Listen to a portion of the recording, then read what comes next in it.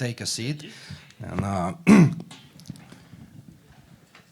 we're gonna go around a couple of very concrete themes which will shape the Hungarian economy in 2023, which is inflation, growth, energy crisis, the war in Ukraine, the labor market and investment.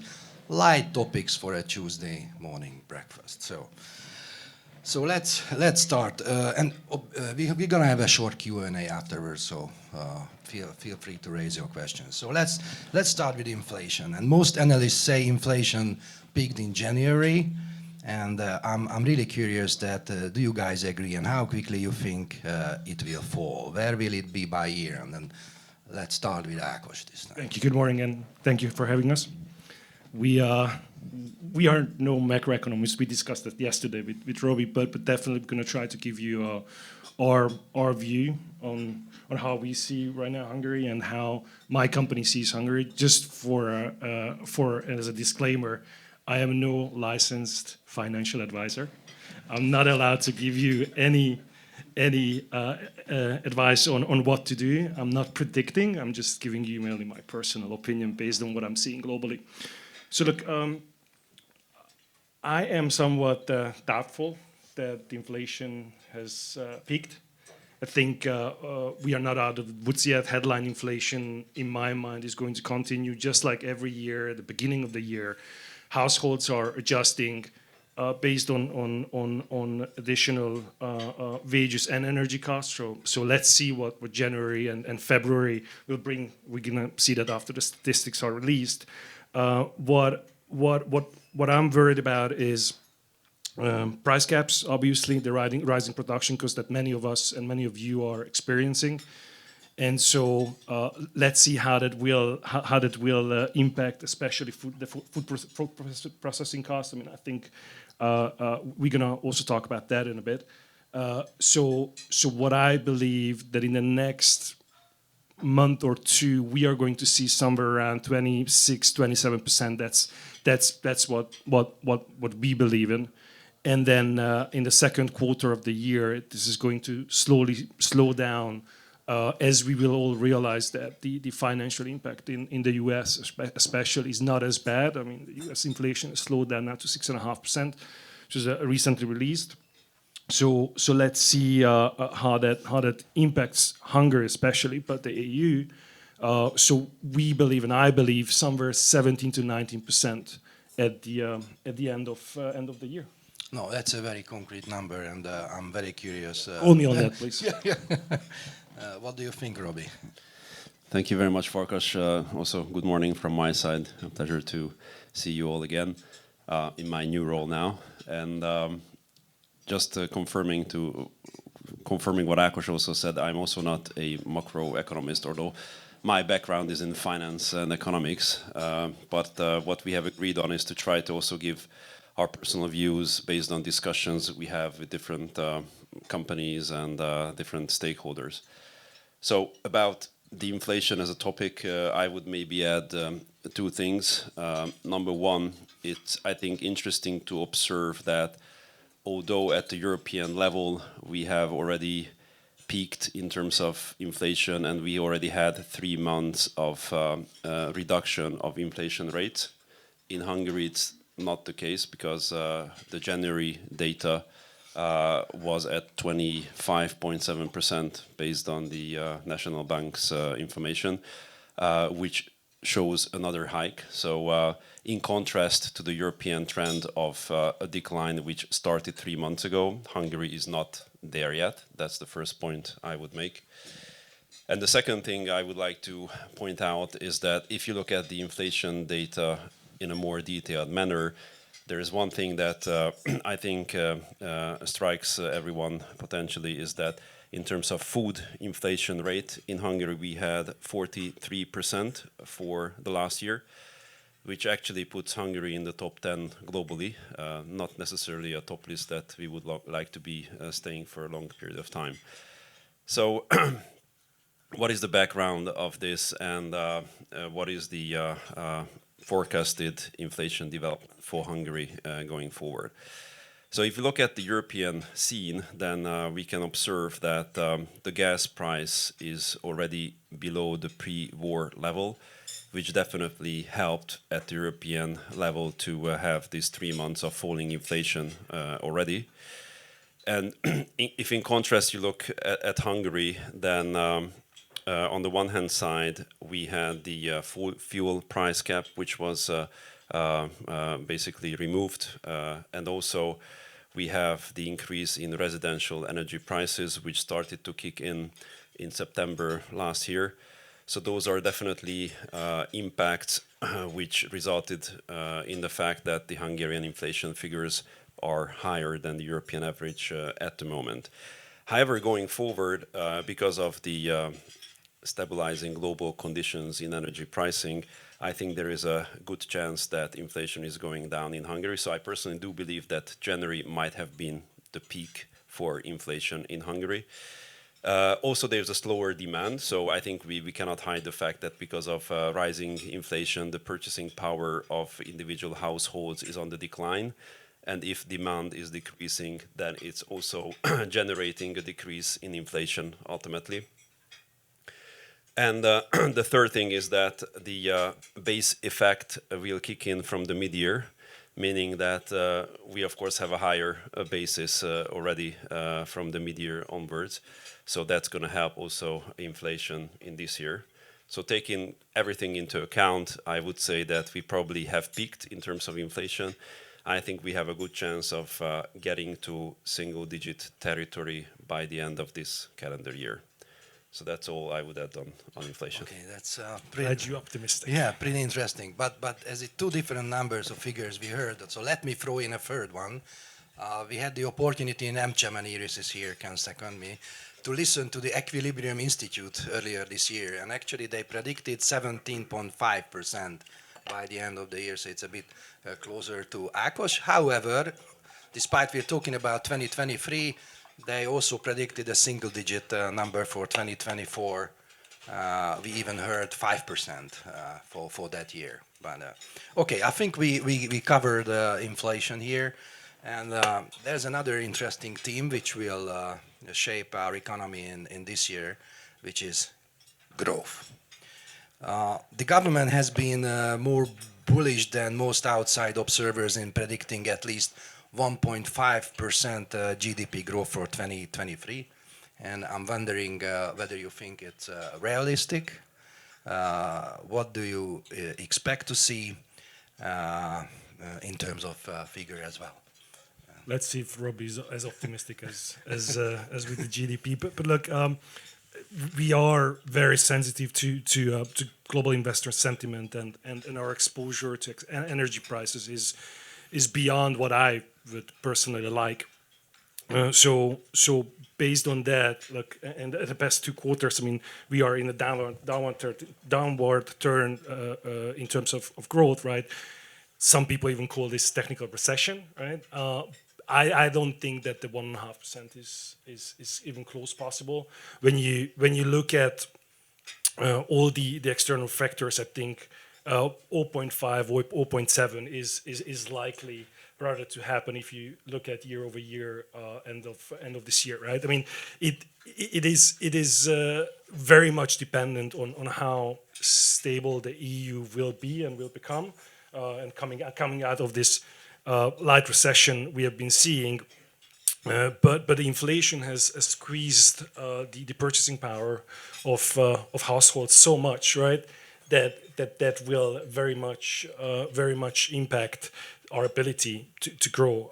And then let's not forget funding, the very high interest rate that surrounds us, right? So this will definitely impact the investment of new capital in any of our companies. Plus, and let's be honest, some of us are representing big multinationals, or most of us. I mean, I had to explain, and I have to explain to New York and to London many things that are happening in Hungary. Fortunately for me, or unfortunately for me, I'm a Hungarian living in Hungary, working for a U.S. company, and look, we have to explain, I have to explain structural and communicational terms that this country has been seeing for years. So that will definitely impact how we are being perceived, starting from Minister Orbán's comment last Friday, right? That I had to explain, for example, separately. I mean, that's our job, but still, these are the things that companies who are running operations here have to reply to. Okay, thank you. So, in terms of numbers, 1.5 looks a bit unrealistic. What about your opinion, Robbie? Looking at this from your chair now. Yeah. So maybe I will start by saying that.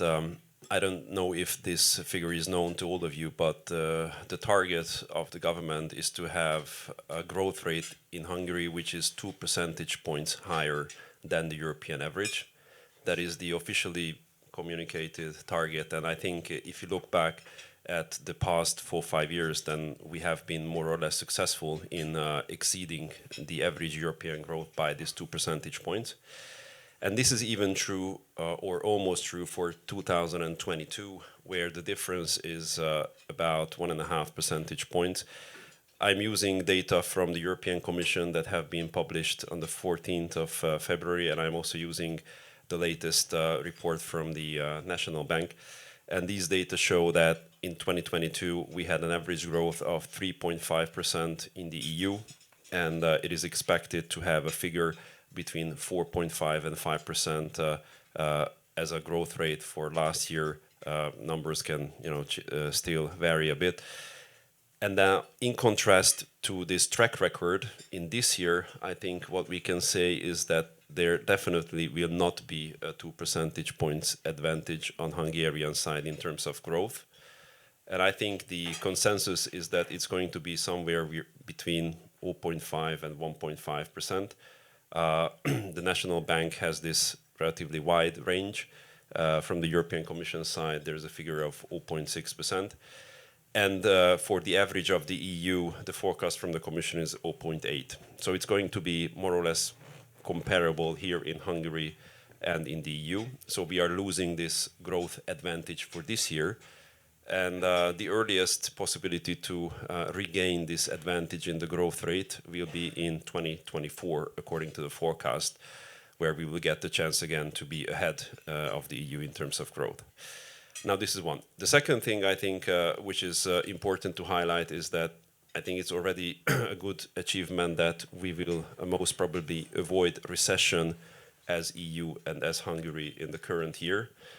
And in the EU, this is on the one hand side down to the fact that households have probably been more resilient than expected. Also, if you look at unemployment in the EU as a whole, it's at 6.1%. So it's even on a historical basis, a very good data. And the overall economic sentiment is not bad in the EU. So those were, I think, some of the main reasons that enabled us to avoid the recession in this year.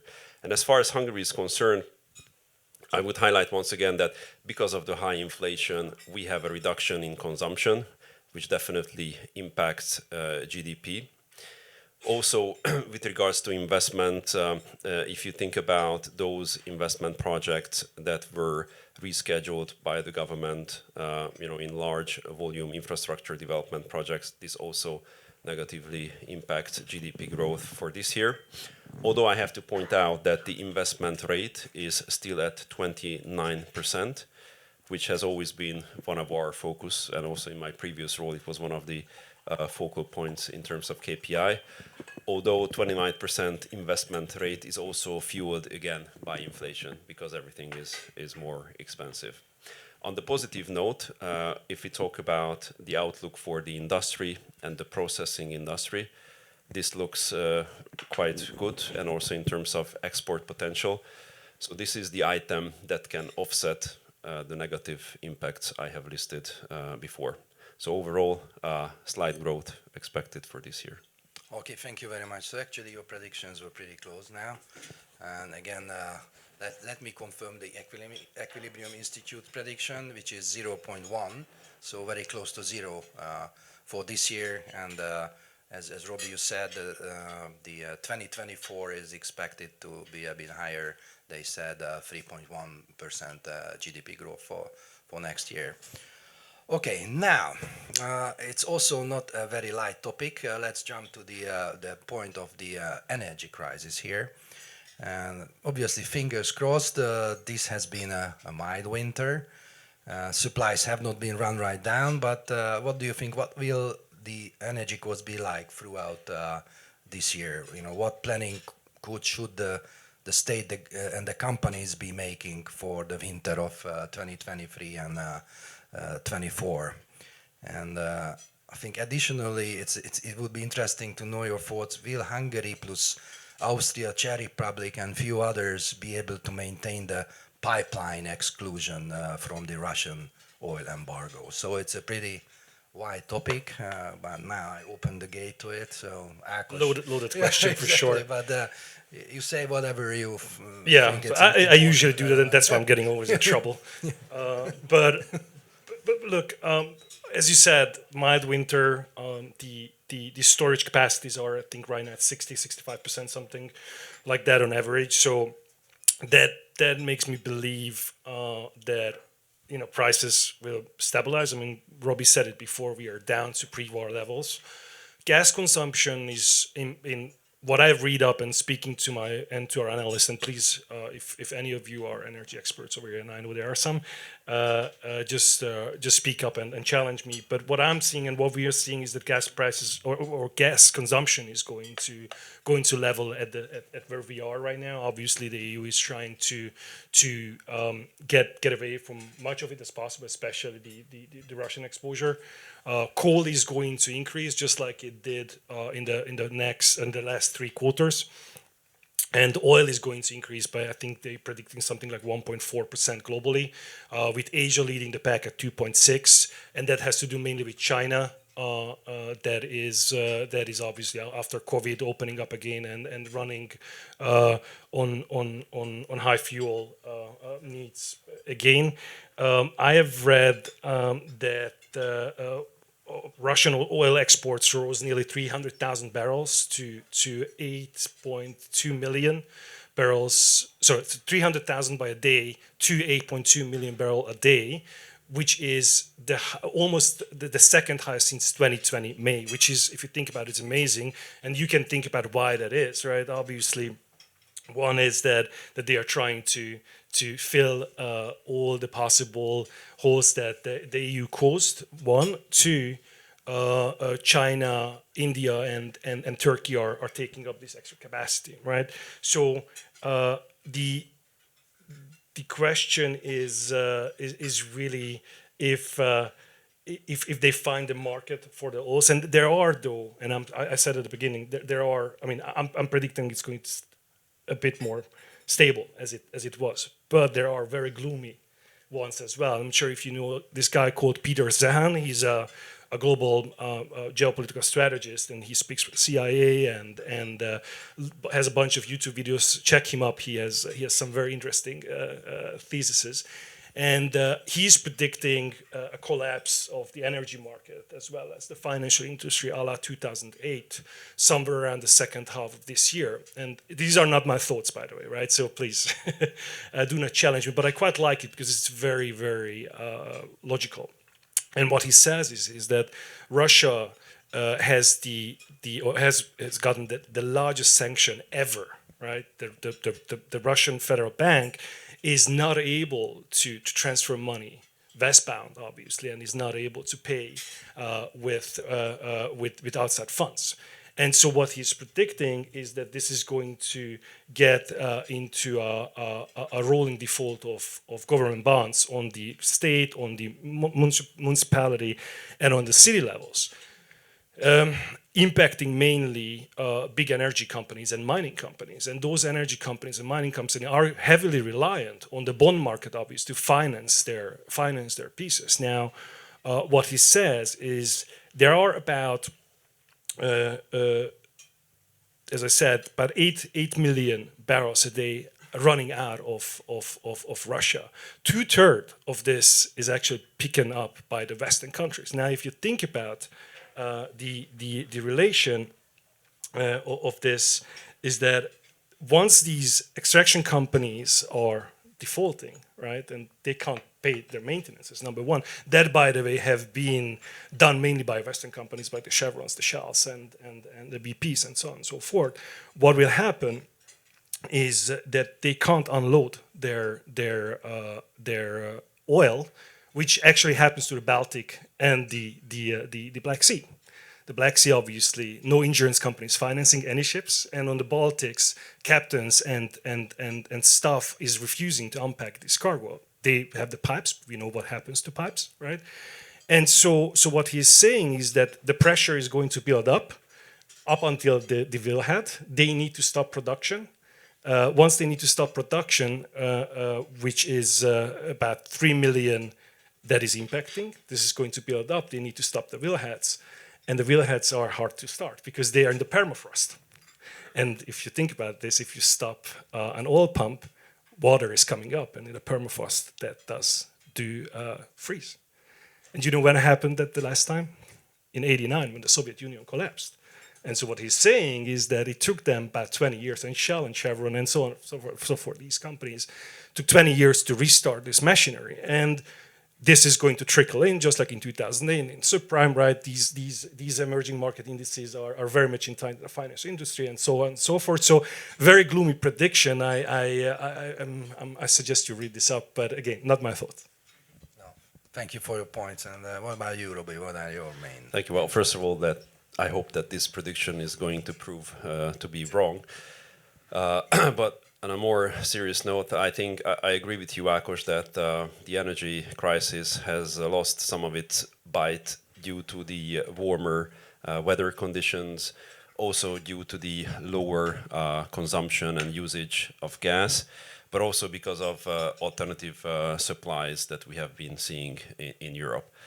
And I think the two main topics around the energy crisis are, on the one hand side, the independence around energy supply, and also the other is the achievement of the carbon reduction goals and the introduction of renewable energies.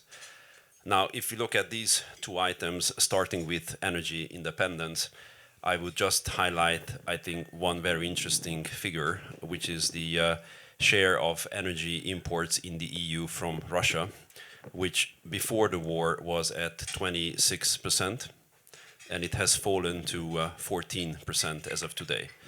I have found this quite impressive that within a year we basically went to half in terms of the share of energy sources that the EU uses from Russia. And of course, vulnerability differs from one country to another, and of course we know that Hungary is among the most vulnerable ones, together with Slovakia and Czech Republic, because in our case, natural gas represents 34%, like 1/3 of the entire energy supply, and we rely up to 95% on Russian imports in this category. Moreover, our households spend about 6% of their net disposable income on energy. So it means that we have a relatively high exposure. Now, if we have such a situation, then what strategies could be followed to limit the impact of an energy crisis? Well, on the one hand side, replacing Russian gas wherever possible with alternative supplies, such as solar and nuclear, which have been the bets of Hungary so far. But I think, interestingly, wind can be put in the focus again. It was not very much a favored form of renewable energy in Hungary up till now, but I think it can be considered again going forward. The second thing that can be done is to promote energy efficiency very much. I think it hasn't been so much in the focus, and I believe that now, especially in the last year or last 6 months, it is becoming more and more in the focus.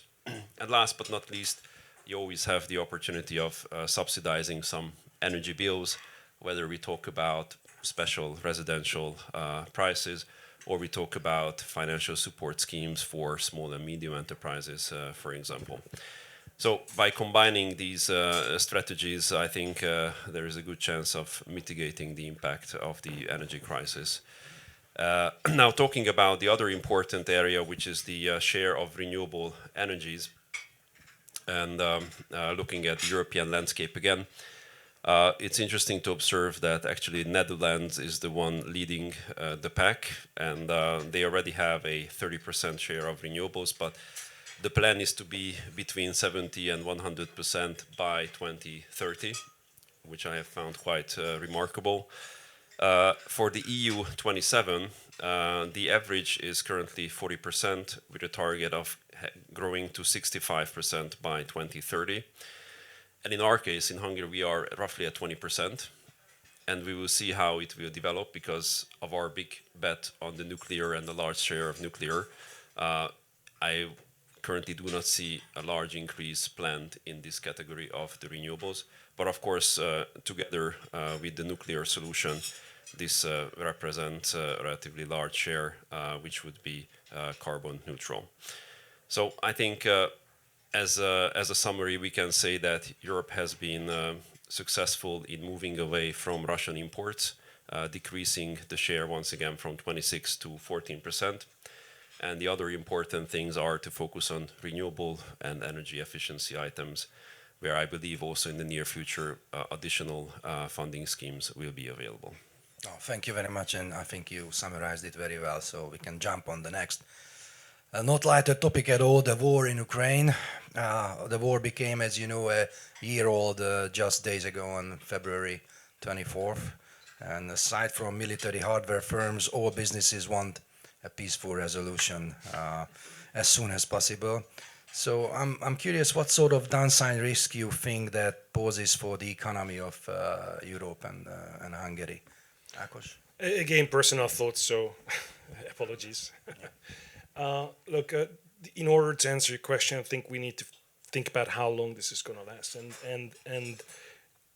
I don't think there is a quick resolution to this, nor politically or geopolitically, right? And so I'm afraid that this is going to become a multi-year, even a decade-long conflict, starting obviously with '99 and all the various campaigns that Russia has completed, right?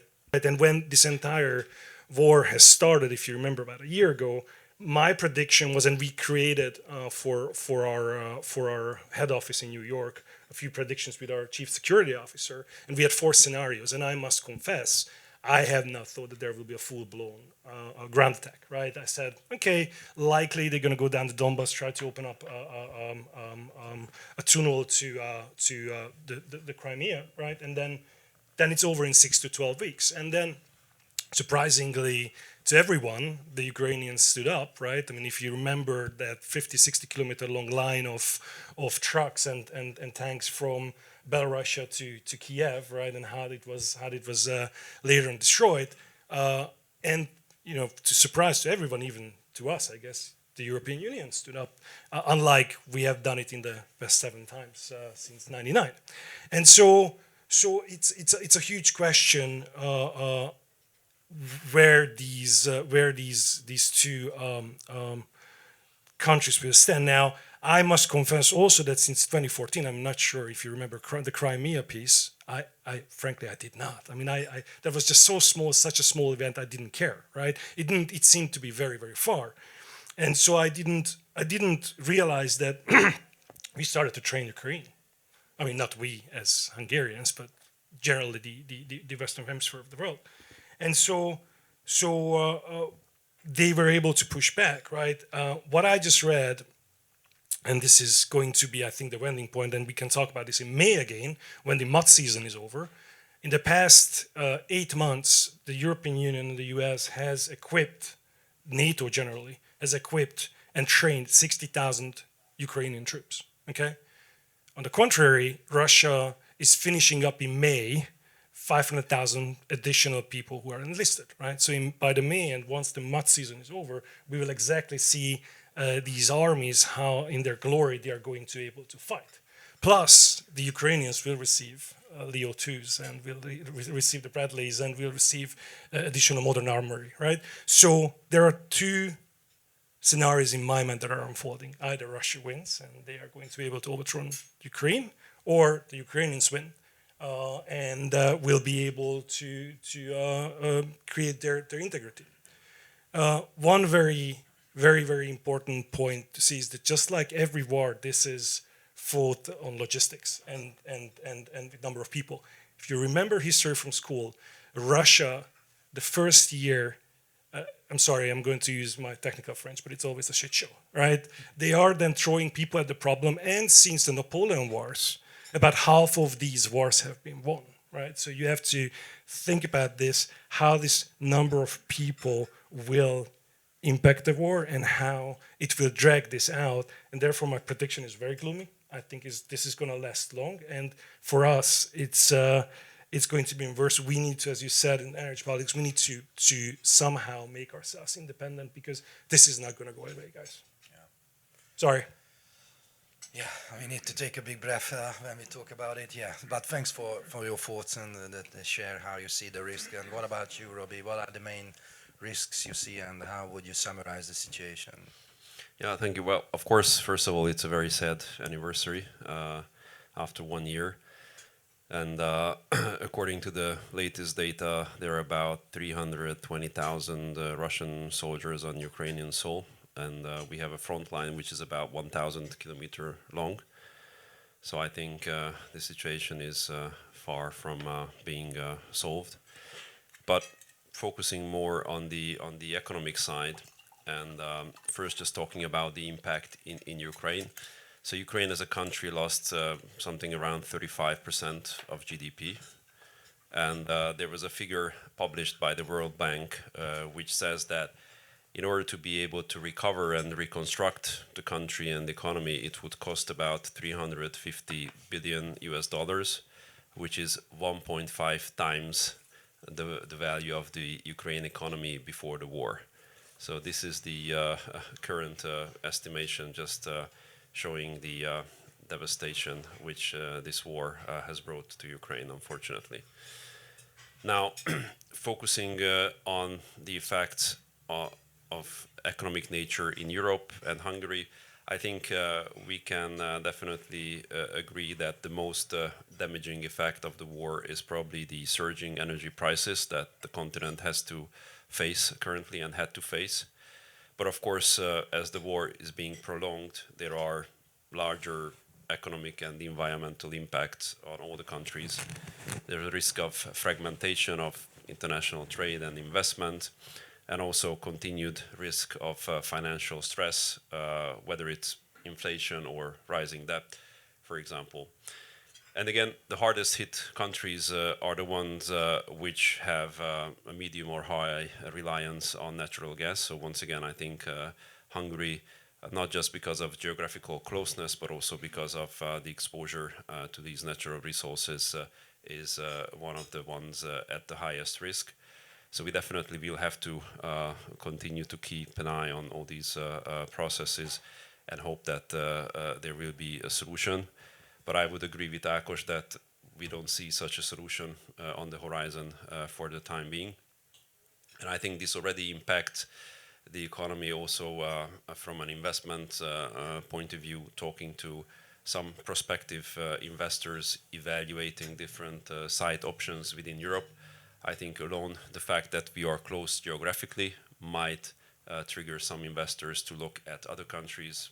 So the Iberian Peninsula, for example, from the Ukrainian war's perspective, seems to be a safer place just because of the geographical distance.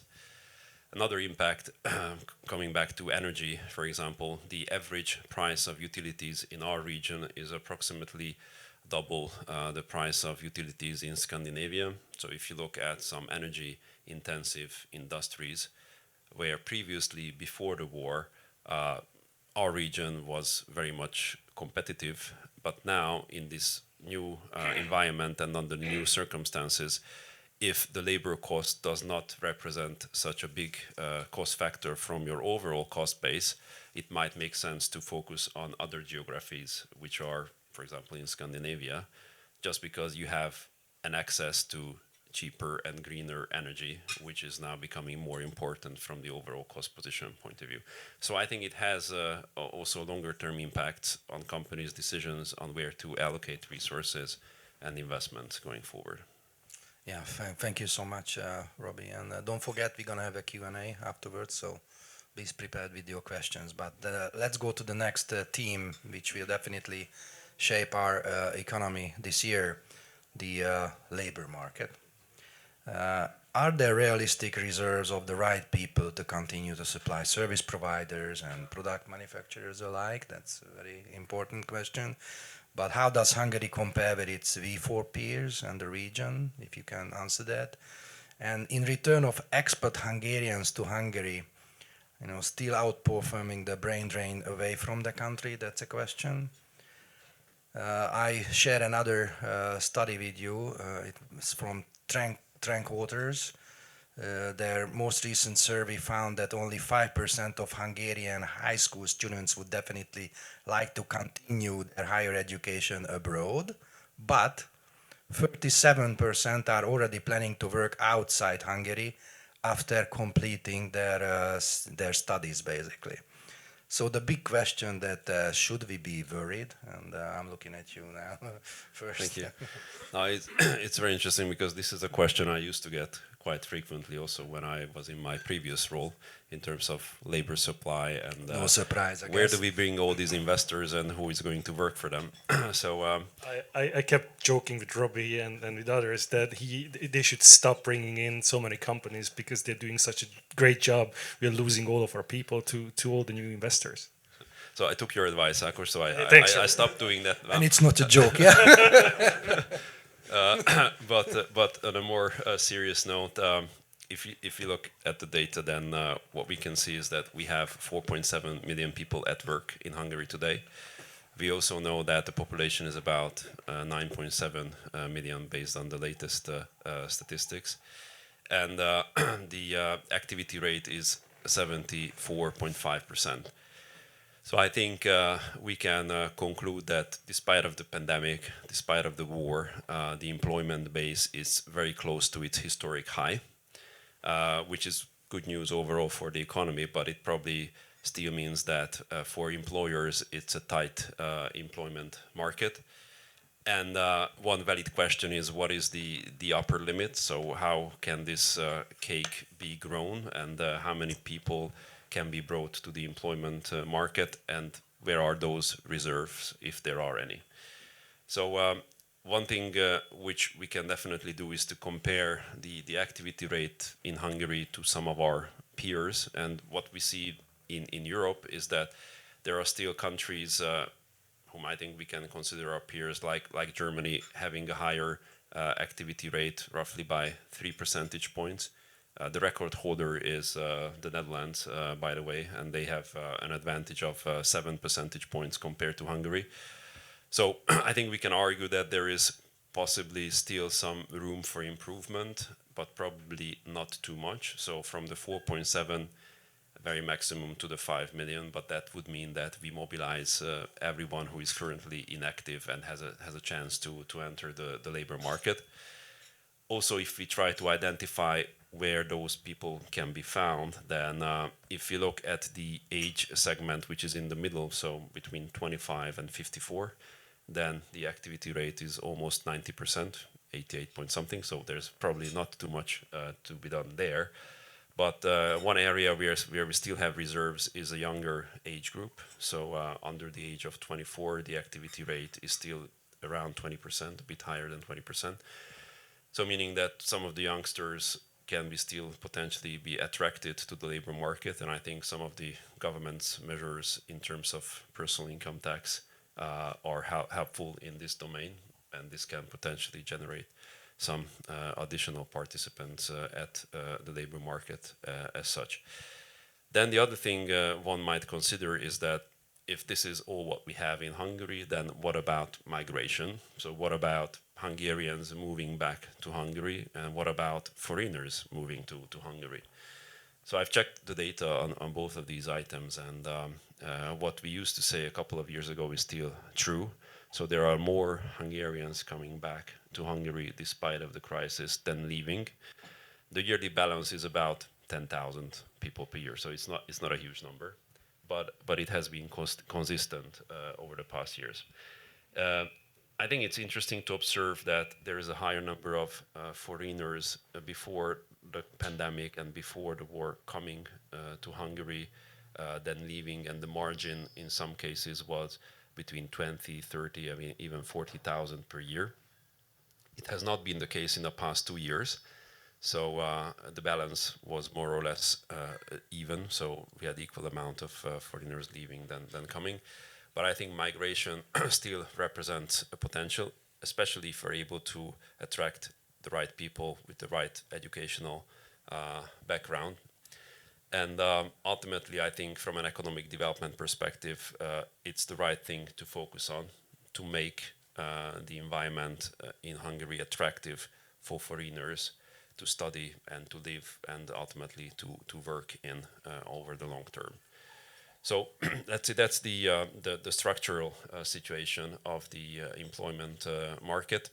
And then, of course, there are still regional differences. So one thing we always used to say to investors that, of course, one has to be careful in picking the right location because considering maybe the southwest or the northeast part of the country, you could argue that there are certain geographical locations where if you bring a project of a size between 200 to 400 people, it has a sustainable future. And of course, there are always settlements which are in trouble because some companies decide to close down operations. And for that community, it's a big negative impact. So without naming now any companies and any cities, it can happen that 500 to 1,000 people lose their jobs in a relatively small community. So in that case, it always makes sense to bring a relatively larger new investor. So I think these are the considerations. So I think one has to be careful, but you might still be able to find the right spot after careful consideration. Yeah. Thank you, Robbie, for your very thorough analysis and summary, and I think you're one of the most authentic people to talk about this. But, Ákos, hard to beat, yeah. Can you add something to it? Ditto. Yeah? No. Look, MSCI is in the business of financial engineering and financial mathematics. So obviously, I naturally can speak to that. We operate in around 45 countries in about 55, 56 offices. So that's sort of the angle I'm going to take to answer this. I'm finding challenging to sell Hungary to my peers, right? So I have these 50 plus general managers that report up to me who are running these countries and their respective offices, and I have to think ahead.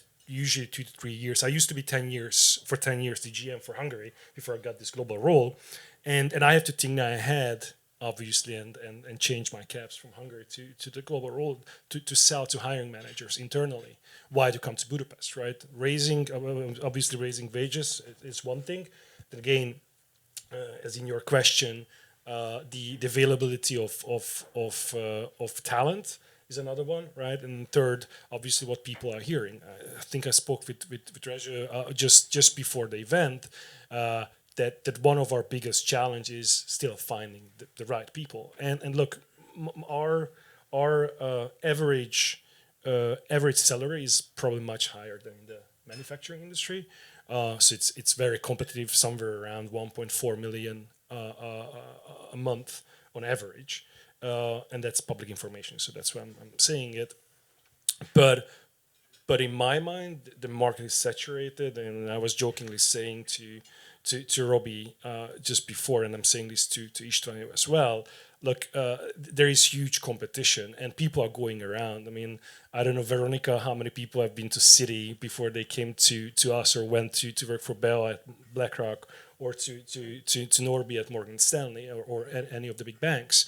And I'm pretty sure in your industry, it's exactly the same. So I've tried very hard to find people, to keep people. And again, unfortunately, it's very gloomy for Hungary, but it will be more and more challenging to explain to my bosses, and I'm sure to your bosses, why to favor Budapest instead of going to yet another very saturated market like Poland or Bulgaria or Romania or Czech Republic or Slovakia, right?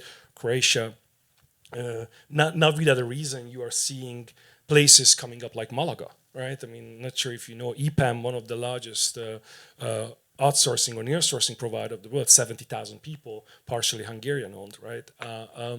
They have built an office of almost 1,000 people within the last 3 years. I mean, that's incredible. Look at Portugal. Look at this outside of Spain, right? I mean, these locations are coming up. People, especially with COVID, want to move, right? I told my boss that I want to be relocated to Spain, but he didn't agree either. So I think we are at the limit, and I think that without major changes that you actually started, Robbie, together with the Foreign Ministry a couple of years back, of influx of people from third countries, right, so not EU, we are going to have a humongous problem in the next 2 to 3 years. Yeah, thank you, Ákos, very much. No surprise, another topic of you, Robbie, investment. And records were broken again in 2022, and we kept hearing this from you, Robbie, in your old chair. So the big question that, can Hungary maintain its reputation as an attractive FDI location? And workforce aside, what are the strengths and the challenges of the market now? What needs to be fixed to maintain, to grow Hungary's position? Thank you. Another familiar question. I would maybe start from a global perspective on FDI. Have looked at some data from October last year from the OECD, and these data show that global FDI was on the rise by approximately 20%, which includes different elements. I think the element which is most interesting is greenfield FDI, and greenfield FDI was also on the rise roughly by 30% overall in volume. Now, of course, if you look at the details, we can find big differences between continents, and we can see that US was in the lead, and we could also see that Europe is losing competitiveness overall on the FDI landscape. And if you think about it, I think it's quite rational. We have spoken longly about the war. We have spoken about the energy crisis here in Europe, which definitely decreases our competitiveness. And in addition to that, there are new legislations adopted in the United States, such as the Inflation Reduction Act, the CHIPS Act, and the Infrastructure and Jobs Act. Now, these three pieces of legislation represent alone $600 billion of financial support in a tax or cash form.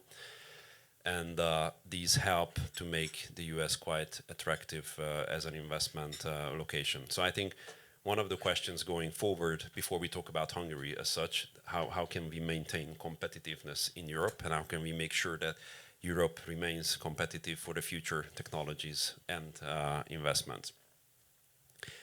Good news is that the EU and the European Commission has also recognized the danger of the recent trends and changes. And there are some legislative pieces under preparation also from the Commission's point of view. I don't know how familiar you are with this matter, but already during the pandemic, the EU has introduced a special legislation to enable member states to provide financial support to companies. The so-called temporary framework was introduced, which allowed member states to give financial support up to 1.8 million euros without any detailed notification process. We have something similar in place currently, which is the temporary crisis framework related to the war in Ukraine. And there is a third version under preparation, which is called TCTF. So it's Temporary Crisis and Transition Framework. And the transition refers actually to the green transition. So the EU is about to introduce a legislation which would allow member states to give financial support to projects which help the green transition. And this includes projects related to renewable energy. It also includes production of equipment related to the net zero transition. So I think it can be quite interesting. And the impact it can have is that the current thresholds of notification of state aid can be potentially significantly increased. And this new legislation is expected to come out before the end of March. So I think this is something to look for. And in my current role, this is also something that we are focusing on, because this is a tool via which investors can have good access to financial supports if they are active in the field of green transition.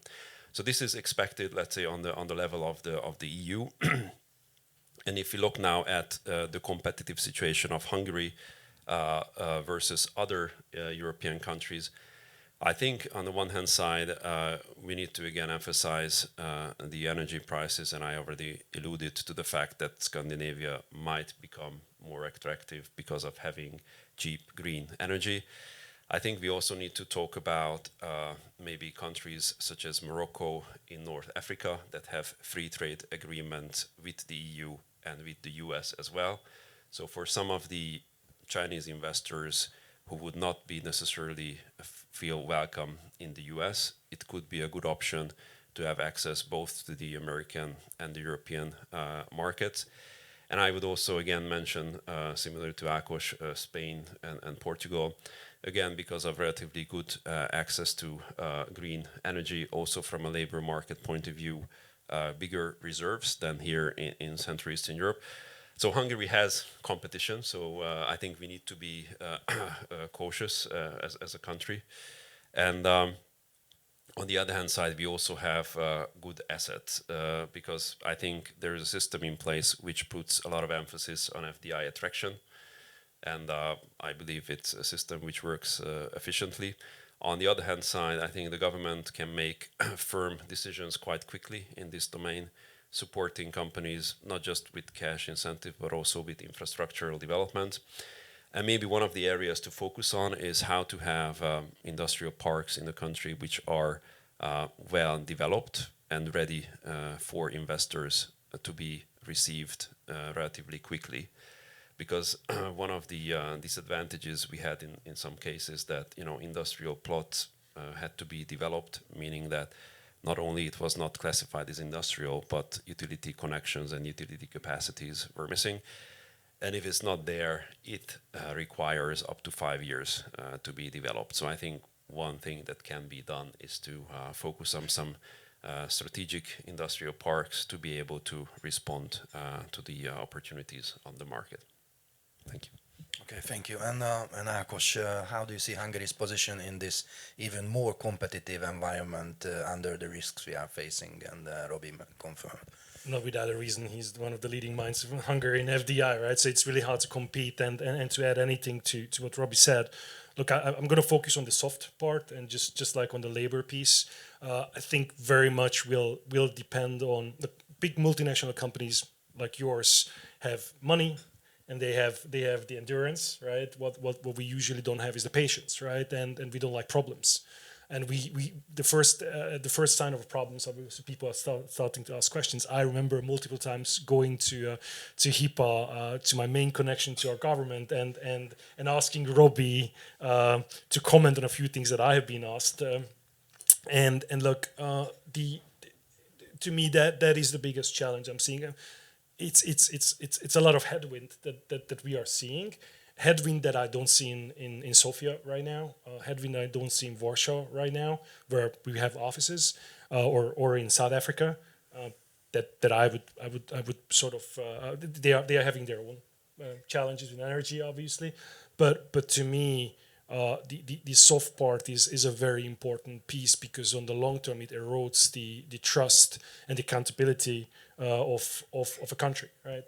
And for me, in order to be able to bring, like let's say another 50 to 100 to 200 positions to Hungary, I need to figure out what are those resources and what is that the sort of narrative that I can give that it makes sense. For example, I see that Hungary is losing its attractivity when it comes to IT, right? When it comes to software development, there are still obviously enough resources, and many of you are just like us are employing software developers. However, I obviously, if Ukraine is back, I mean that's going to be a huge game changer. I mean, hundreds of thousands of really good software developers who are now not available. Belarus is a big piece, right? Romania, Russia is obviously out of the game. India, let's not forget that now.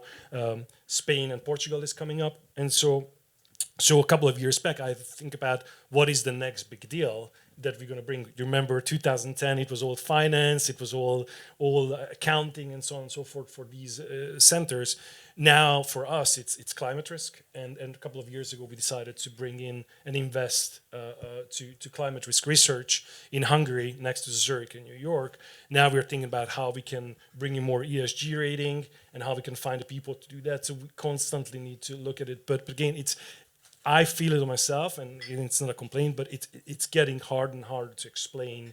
And I think many of you share this, and do not roll your eyes, but many of you share this issue, right?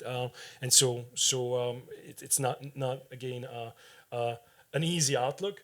But if we are deciding, and Robbie mentioned this, if we are deciding to focus on a strategy, and especially in the field where I am, which is the business value centers, to a strategy that is really helping to bring in resources, helping to justify additional investment, then we're gonna be just fine. Yeah. Thank you guys very much. Actually, we are getting to the end, and these were very valuable thoughts. Thank you again, and hopefully, listening to you, Hungary will find a way to go around that big hole I mentioned in the beginning instead of stepping into it. And sometimes the headwind you mentioned, Ákos, may help us to find the right direction. But before I would release you guys, I promised we're gonna have a short Q&A, so I open up for questions now. Veronica? I guess we need a mic. Take my mic. Yeah.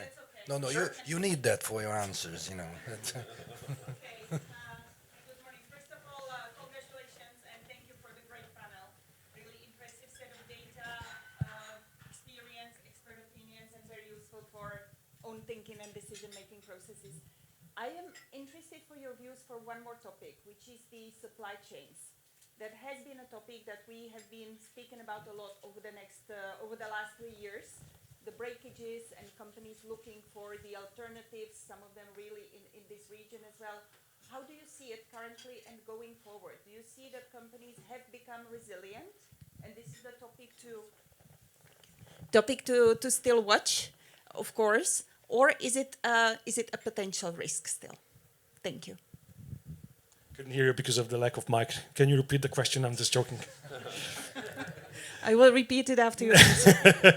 Look, there is a great book about this, and I think that the days are over where, just starting from a high level point of view, the days are over when you order something on AliExpress and you have it next day. I think that supply chains are definitely broken to the sense that China is losing its edge when it comes to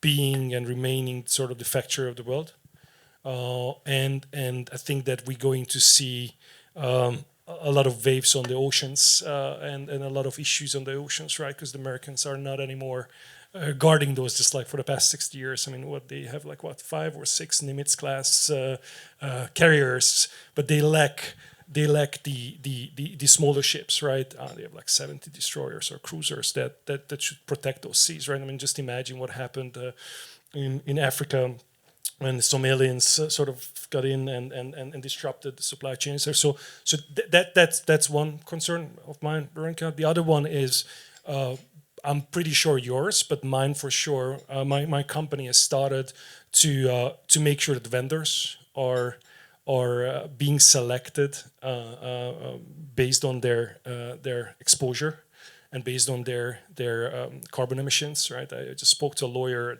the other day, and he said, out of most of my bids that I'm making, out of the 60 pages, 40 pages all about my supply chains and what CO2 exposure I have. So that is coming. So that's definitely going to be an issue.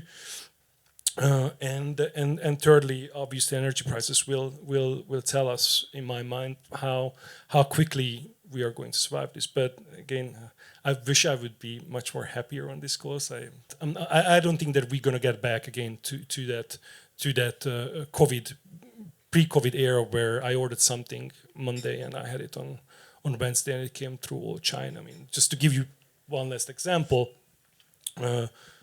how many of your companies have a corporate web shop, meaning that internally people can buy, swags and shirts and things like that? Could you raise your hand?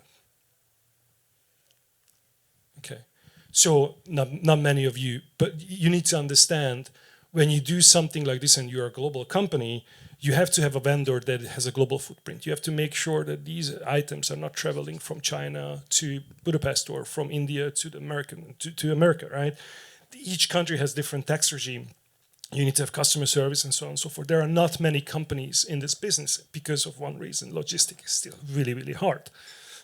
Do you remember, just one last example, do you remember when suddenly on CNN and on Twitter, all these Scooby-Doo vans showed up with a big Z sign and no trucks and no, I'm sorry, I'm making again a Russian example, but do you remember those trucks, those private trucks and the Scooby-Doo vans with a Z sign transporting all the material for the Russian army? Do you know why that happened? It's because when you are a country that relies on train, you need to have trucks to do the local delivery, right? And guess what? At the beginning of the war, and you remember that 50-kilometer long line, the Ukrainians have destroyed 2,000 to 2,500 trucks. They didn't went after the tanks; they went after the trucks. And so as I said, war and economy will be decided over the supply chain, which I'm, Veronica, thinking is going to be hampering. You grabbed your mic, Rob. Yeah, well, I think Sorry. Ákos gave a very thorough answer, so I will just maybe add to it that, of course, COVID was a huge shock, and I think now companies think twice about their supply chain. So this was one of the effects of COVID, that actually supply chains are becoming much more local, which gives an opportunity, I think, for our region for some things that CE was ruled out before because it was just not an option, because not being the cheapest. But now, as an effect of COVID, I think we have an opportunity there. And also, in terms of supply chain disruptions, I would add that speaking to one of the large manufacturing companies in Hungary, for example, they told that, yes, in 2021, 2022, supply chain issues still limited their ability to produce some equipment and to realize turnover.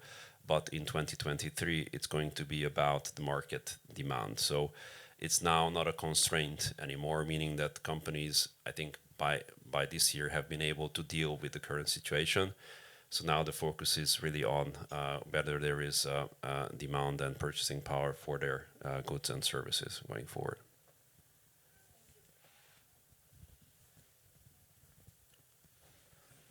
There's two. Barbara? Hi, Barbara Zollmann, German Chamber. I would like to hear your take on productivity development in Hungary, because when we look at inflation, we think about salaries, and then we think about a competitive situation again, if productivity is not going in line with these developments. What's your take on this? Thank you, Barbara, for the question. I think productivity is something where we definitely, as a country, need to focus on going forward. Not only because we are lagging behind the European average, but also because of the dichotomy between large enterprises and the SME sector. So productivity in the large companies is significantly higher than in the small and medium enterprises. And I think this was one of the reasons why the incentive system was modified a few years back, where it was decided not to focus on necessarily new jobs being created, but somehow try to focus on productivity. At that time, the KPI which was adopted was the revenue and was also the wage spending, because we thought that if the same amount of people are able to generate 30 or 40% more revenue, then definitely it means an increase in productivity. But also if there is a shift from blue-collar workers to more white-collar positions, then there might be a disproportionately higher increase on the wage spending. That's why this was selected as the other KPI, which might not be the perfect, but I think this was already a way of trying to leverage on growing productivity via supporting investment of technology in these companies. But I think there is still a lot to be done in this domain. So I would agree that definitely if there is something that we could focus on as a country, then making sure that productivity is increasing, especially in the SME sector, would be the right thing to do. I completely agree. I mean, there is lot to do. Again, I can only comment on my own industry, not really on assembly lines or a larger heavy industry. Compared to what I'm seeing in India, for example, with software developers and general productivity, is that ours is higher compared to these big sites. Yet the amount of available bodies is obviously much smaller. Communication is less of an issue. Productivity, as a fact, in Hungary is I think much lower than it should be, and we have to work on this for sure. And I'm hoping that the government has plans to support these, because we're going to be in big trouble if we won't find the necessarily skilled resources. At least I will be, or we will be as a company, in the next 5 to 10 years. I guess we should conclude here to leave some space for further networking. So thank you again, Ákos and Robbie, very much. It was really valuable and useful, and I'm very honored to be part of this. And thank you, BBJ, for organizing for this great event. So hopefully you had a great breakfast as well while we were speaking. Thank you.